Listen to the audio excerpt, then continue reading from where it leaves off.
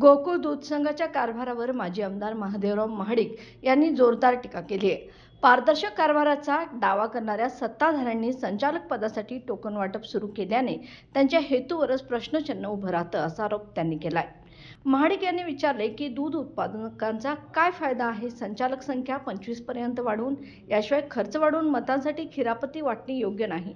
त्याचबरोबर त्यांनी 4.5 कोटींच्या जाजम घड्याळ खरेदीवर निविदेशिवाय खर्च झाला का असा सवाल देखील केलाय. ते पुढे म्हणालेत की आमच्या काळात 32 कोटींचा आयकर परतावा मिळाला, त्याचं काय झालं? तसंच 142 कोटींच्या ठेवी एका वर्षात 512 कोटींवर कशा गेल्या याचीही चौकशी व्हावी अशी मागणी त्यांनी केली आहे. बिनविरोध निवडणुकीसाठी मंत्री मुश्रीफ यांनी प्रक्रियेबाहेर राहून प्रयत्न करावेत असा सल्लाही त्यांनी दिलाय.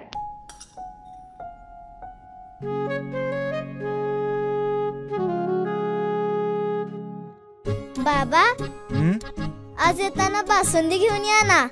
अगं, कालच आपण आईचा वाढदिवस होता म्हणून आणली होती ना. ऐकलं?